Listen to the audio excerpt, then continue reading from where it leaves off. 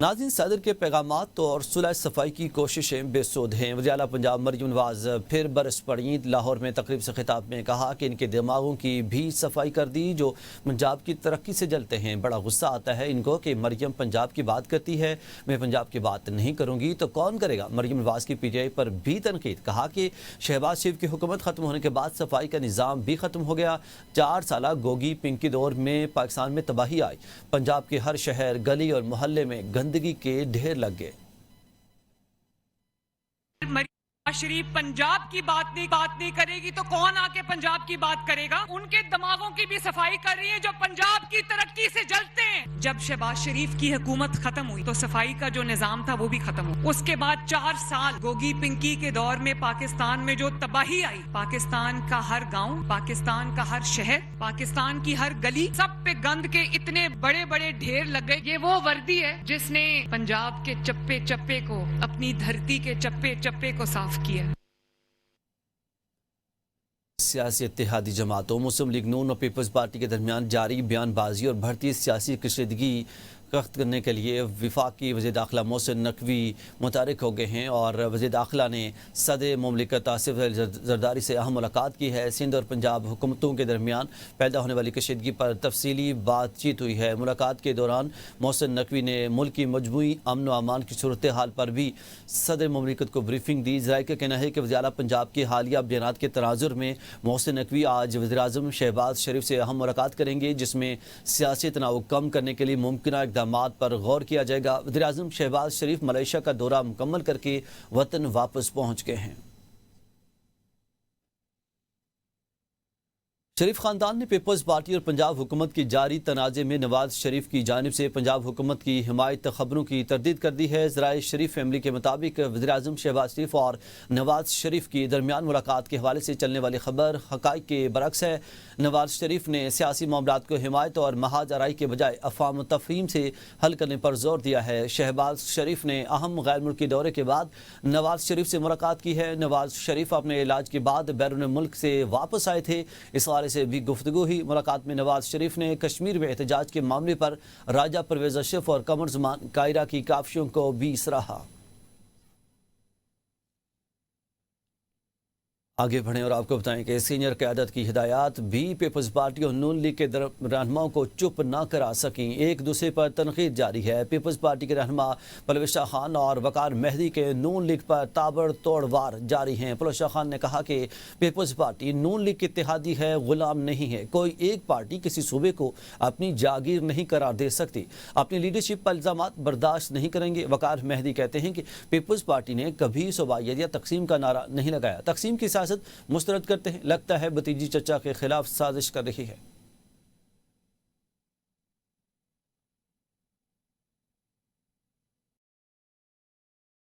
में जवाब दें जिस तरह के आपके लोग दे रहे हैं, लेकिन हम जवाब जरूर देंगे। जो सियासत पंजाब में की जा रही है उसकी हम शदीद मजम्मत करते हैं। तकसीम की किसी सूरत में हम बर्दाश्त नहीं करेंगे कि पाकिस्तान में तफर्रुकाबाजी फैले, सूबाइयत लसानियत पैदा की जाए। मुझे तो ऐसा लगता है कि भतीजी चचा के खिलाफ साजिश कर रही है। ये आपके घर की लड़ाई होगी, इसमें आप सिंध को ना घसीटें। हम जमहूरियत के लिए, जमहूरियत की बका के लिए, जमहूरियत की मजबूती के लिए इस हुकूमत को हम सपोर्ट करते हैं।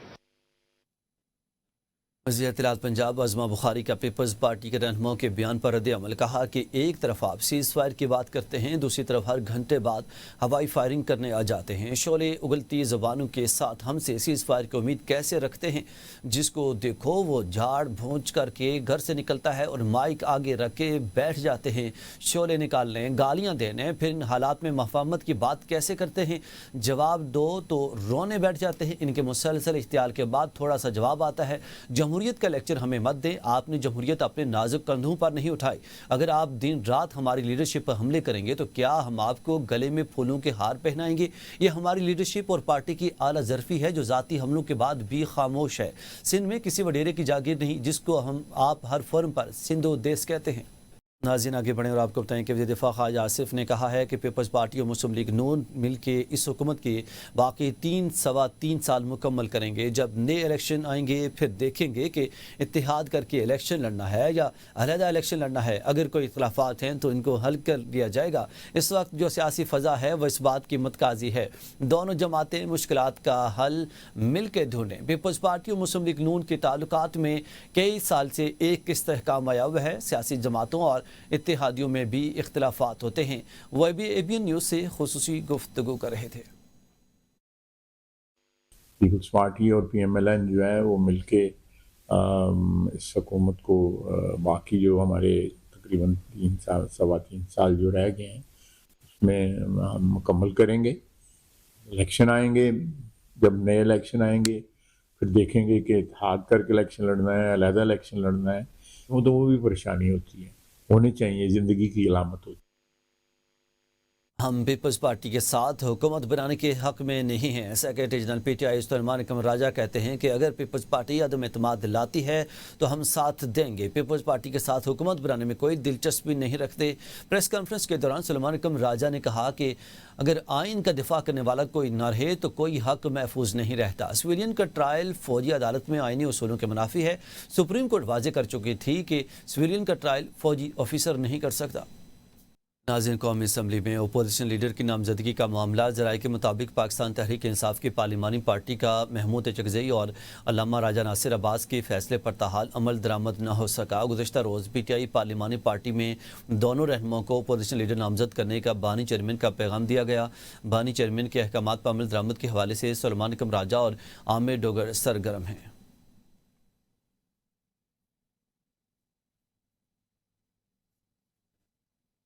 مولانا فضل الرحمان کی PTI پر تنقید. کہا کہ PTI نے قومی اسمبلی اور سینٹ میں اپوزیشن لیڈر محمود خان چکزئی اور راجہ علامہ ناصر عباس کو بنایا. ان کے لیڈر کو اپنی جماعت کے لوگوں پر اعتبار نہیں ہے یا وہ ان کو اس قابل ہی نہیں سمجھتے. وزیر اعلیٰ KP نے علی امین گنڈاپور نے صوبہ برباد کر دیا ہے. میں سمجھتا ہوں کہ علی امین گنڈاپور کو ایک دن بھی نہیں رہنا چاہیے. بات کریں سپریم کورٹ. اسلام آباد ہائی کورٹ کے 5 ججز کی آئینی درخواستیں ابتدائی سماعت کے لیے منظور. اسلام آباد ہائی کورٹ کے 5 ججز کی درخواستوں کو نمبر الاٹ کر دیا گیا. جسٹس محسن اختر کیانی اور جسٹس بابر استاد نے الگ الگ آئینی درخواست دائر کی تھی. جسٹس اعجاز اسحاق اور جسٹس سمر رفت امتیاز کی جانب سے بھی درخواستیں دائر کی گئی تھیں. درخواستیں آئین کے آرٹیکل 184(3) کے تحت دائر کی گئیں. 5 ججز نے چیف جسٹس سرفراز ڈوگر کے انتظامی فیصلوں کو چیلنج کیا تھا.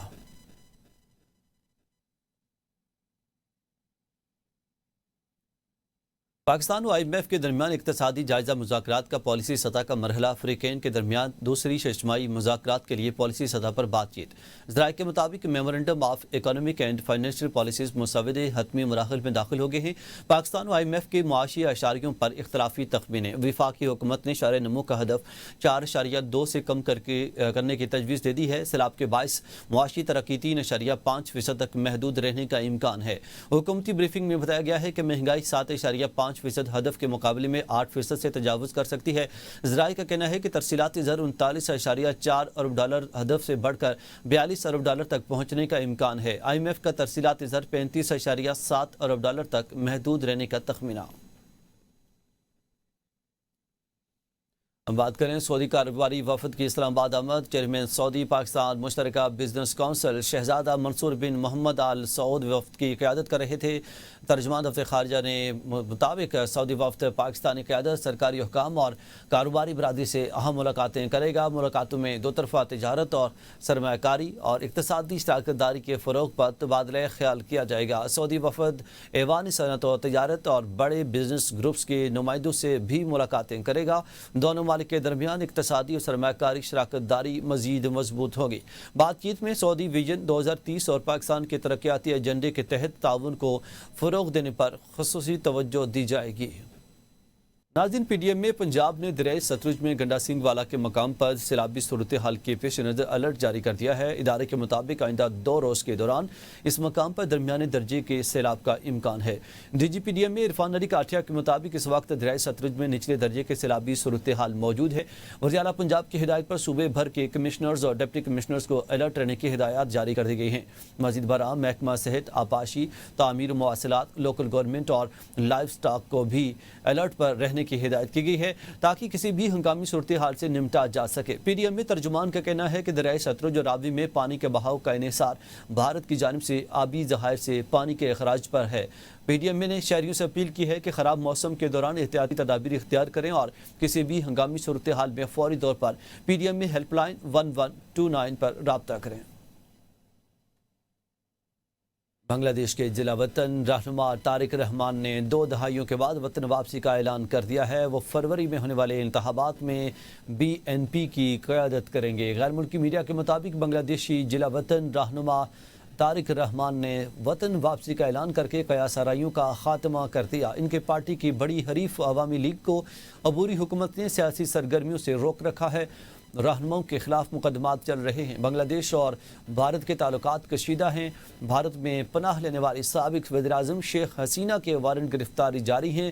طارق رحمان نے اعادہ کیا کہ اقتدار میں آنے پر وہ جمہوری اصلاحات اور آزادی اظہار کو یقینی بنائیں گے، میڈیا اور مخالفین پر لگائی گئی پابندیاں ختم کریں گے۔ روس میں افغانستان سے متعلق ایشیائی ممالک کا مشاورتی اجلاس، جس میں طالبان حکومت نے پہلی بار باضابطہ طور پر شرکت کی ہے۔ اجلاس میں افغان وفد کی قیادت امیر خان متقی نے کی، جبکہ اجلاس میں شریک ممالک نے افغانستان کو ایک خود مختار متحد و پرامن ریاست بنانے کے عزم کا اعادہ کیا۔ مشترکہ اعلامیے میں کہا گیا کہ پاکستان، چین، ایران، بھارت سمیت 9 ممالک کے وزرائے خارجہ نے اجلاس میں شرکت کی ہے۔ اعلامیے میں افغانستان کی معاشی ترقی کے لیے علاقائی تعاون پر زور دیا گیا اور افغان عوام کے لیے انسان دوست امداد میں اضافے کے عزم کا اظہار کیا گیا۔ ممالک نے افغانستان کی خود انحصاری اور پائیدار ترقی کے لیے عالمی تعاون کی اپیل کی ہے۔ اعلامیے میں دہشت گردی کی روک تھام کے لیے ٹھوس اقدامات اٹھانے پر زور دیا گیا۔ شریک ممالک نے واضح کیا کہ افغانستان کی سرزمین کسی ہمسایہ ملک کے لیے خطرہ نہیں بننی چاہیے۔